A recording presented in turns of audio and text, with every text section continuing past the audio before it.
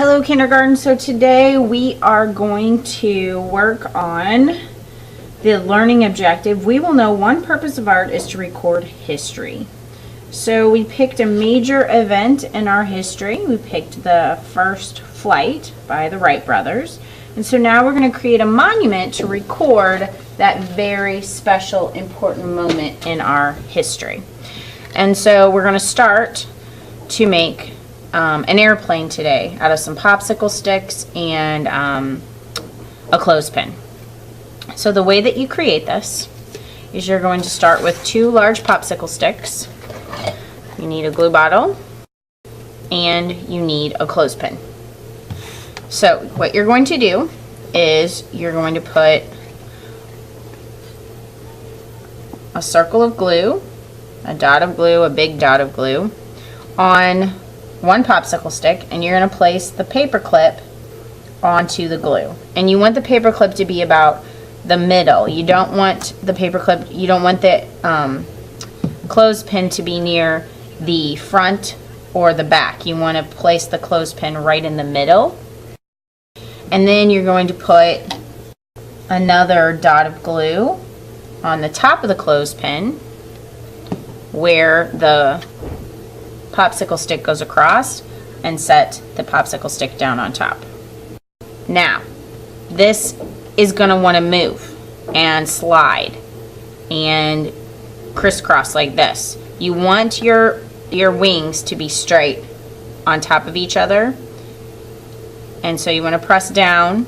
You want your clothespin to be in the middle. You don't want your clothespin to be over here. You want it to be right in the middle of the popsicle stick. And the glue is wet, so it's going to take a little time for it to get sticky and set up. So you're going to bring this to me, and we're going to let this dry until next class. Okay, so on the next class, when your airplane is dry, you're going to want to get some scrap paper to go under your work, and you're going to want to paint the front, or paint your airplane all the way. So you're going to choose between a couple of different metallic paints. Metallic paints are paints that kind of look like metal, and so I've chose this brassy color. And on my first airplane that I showed you, I had chosen silver. So now you're going to paint all of the different sides of your airplane. Your airplane is 3D, 3-dimensional. It's not flat 2D like a piece of paper. So you're going to have to paint the top of your airplane. You're going to have to paint the bottom of your airplane, the ends of your airplane, and the sides of your airplane. So this is going to take a little while. And you can't just slap on some paint on the top and say I'm done. You've got to make sure you get all the sides. So you're going to pick it up and look at it from all angles. And I have not put any paint on this wing down here by my hand yet, because that's going to be the last place where I paint. Right now I need a place to hold. So I'm holding it with one hand.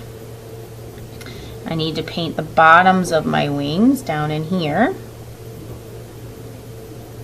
And I want to cover up all of this wood to make it shiny and look like metal. So that's why I'm using this metallic paint. So notice how I keep lifting it up, turning it around, looking at it from all sides, trying to make sure I don't forget a spot. I'm painting it in solid. I'm not leaving any areas unpainted. Trying not to put too much paint on it that it drips. I like to pull my paintbrush across all the way to smooth that paint out. Okay, so I have all of the bits of my airplane painted except this part where I'm holding on. So I'm going to set my airplane down on my paper and try and get the tips of the wings here. And I know that the underneath isn't painted either, so I'm going to try to get under there. Okay, so there is my painted airplane. So you're going to bring me it on your placemat, and we're going to set it out to dry until next class. Okay, so when you get your airplane back and it's all painted, and dry. You need, the final step is to make the propeller that goes at the end. So I'm going to give you a gray piece of paper. No matter what color you painted your airplane, you're going to get a gray piece of paper. You're going to get a propeller shape, and you're going to trace around this propeller shape onto the gray paper. And then you're going to cut this shape out very carefully. And when I cut right inside the pencil lines, so I'm cutting the pencil lines off the shape. And remember, when we use our scissors, you want to turn your paper. And then you're going to bring your propeller to me, and I'm going to put a hole punch right in the middle of the propeller. So I'm going to punch a hole, and then I'm going to give you a brass fastener that looks like this. And we're not going to bend it or anything. Typically with a brass fastener you bend these on the end, but we're not. We're going to take this brass fastener and we're going to put it through the hole, and then you're going to take your airplane, open up your airplane like it has a mouth, and you're going to put the brass fastener into the mouth of your airplane. And you want to push it in, but you don't want to push it too deep in. Like if I put my brass fastener as far close as it can, my propeller won't move. You want your propeller to be able to spin around, so you're going to pull your brass fastener out just a little bit, and then you can spin your propeller, and your propeller will go around. And there you have your finished airplane to go in your memorial. So now we're going to create the environment that you're going to place your airplane statue to record history. So now we're going to start the background. So you need to decide for your monument, is it going to be indoors where you draw a floor and some windows, or is it going to be outdoors where you do the ground and some sky? So you're going to get a square piece of paper, and you're going to fold it in half, and then you're going to fold it in half the other way so that you get a smaller square. So when you fold it in half the first time, you get a nice long rectangle. Fold it in half the other way, you get a smaller square. And then you're going to open it up. You're just going to cut on this fold straight up and stop right when you get to the center of the paper. So these top two boxes are going to be the back of your paper. So you're going to need to take a pencil and fold this over and write your name on the back of one of the top boxes and the day you have art. Then, if you're going to do an outdoor scene, you're going to color the sky in whatever color you want. Maybe it's a sunset and you're going to color a rainbow of colors, or a sunrise. Or maybe it's midday and it's a nice blue sky. Maybe it's rainy and it's a gray sky.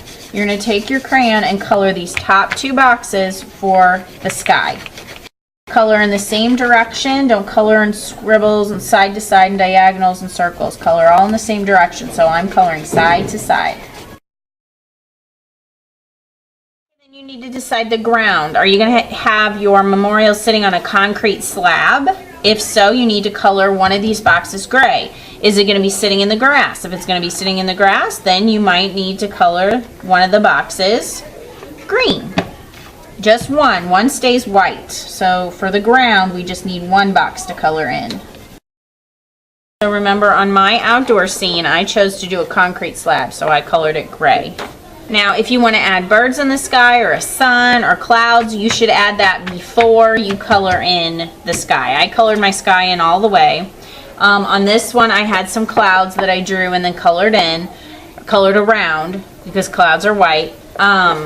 So you might want to do that and not just leave it just one color. If you want to do an indoor scene, then what you're going to do is, after you get your boxes cut, your one box cut and your 4 boxes folded, you need to write your name on the back of one of the top boxes and the day you have art. And then you're going to use a marker to draw in some windows. And you want the windows to be about the same size. You don't just want to draw them wherever you want, however you want, crooked and wiggly. You want to draw them as straight as possible. And you want to give them window frames around the window so that it looks like a real window and not just a square in the wall. And then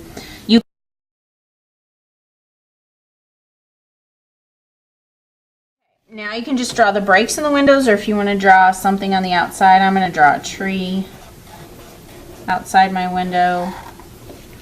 Maybe over here, I draw a cloud. But not all your windows have to have stuff. And then I'm going to draw the breaks in my windows. And I want to draw them all about the same place. So I start with my vertical line going down the middle, and then I have 2 lines.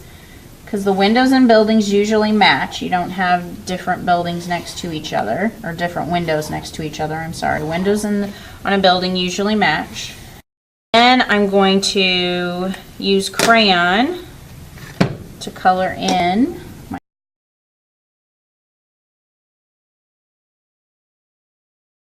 and then just like with the outdoor scene, you only need 1 square for your floor. And I'm going to do a wooden floor, so I need to use a ruler, and I'm going to draw some lines from that crease where the square is folded, where that crease is right there. I start there and draw some floorboards. Then I need to draw the breaks in the floorboards, so I'm going to draw some horizontal lines scattered. And then wood floors are usually nailed in, so I'm going to add some nails, just some dots where the breaks are in the floorboards. And I need to color the wood floor, of course. The great thing about using marker, you can use crayon right over the top of it and still see the marker. And again, I'm coloring one direction, and I'm not scribbling and coloring all sorts of different directions. I'm keeping coloring side to side. Okay, so once you have your background colored in, now you're ready, or your environment that you're going to put your monument in, now you're ready to make it 3-dimensional, 3D, a sculpture. So you're going to put a frame of glue on the square that you didn't draw anything in, and then you're going to lift up the floor square and bend this over to go on top of the white square that doesn't have anything, and you're going to hold this down, and this creates your environment for you to put your monument in. Okay, so we're going to do that one more time so I can show you again. So on the white square where you don't have anything placed, you're going to do a frame of glue. You're going to lift up the ground or the floor, twist, turn, pick it up, twist it and turn it, and make it reach the other white square. And then you're going to hold that down and give the glue some time to get sticky.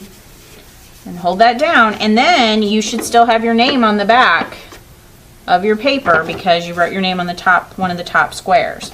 So there's your environment, and then you place your airplane into your environment, and then you need to make a memorial plaque for the visitors that come see your memorial to know what it's about.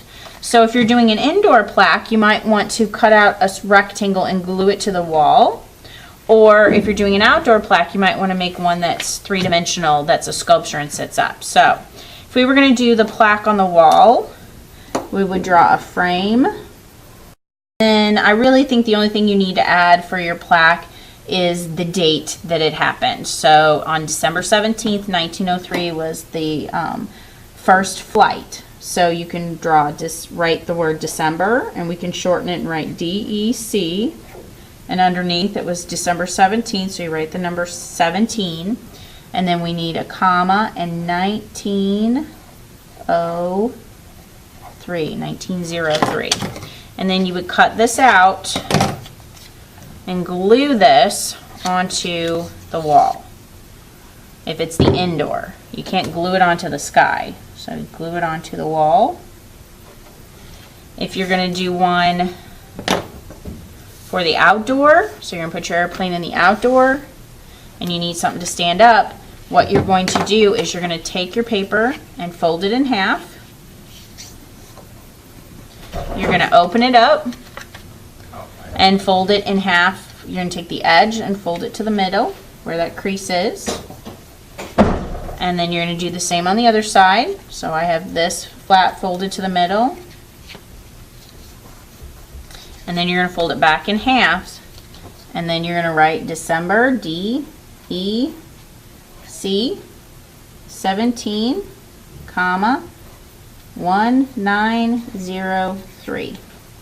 Now, in order to make this stand up, you take your paper and you open it up and you put a line of glue on one of the flaps and you bring these two flaps together to make a triangle. So right now we have this kind of squarish shape. Bring it together to make a triangle. Then put a line of glue on the bottom of the plaque and glue the plaque on to the ground somewhere to stick into your environment. And there you have your finished First Flight Memorial. Good job, kindergarten.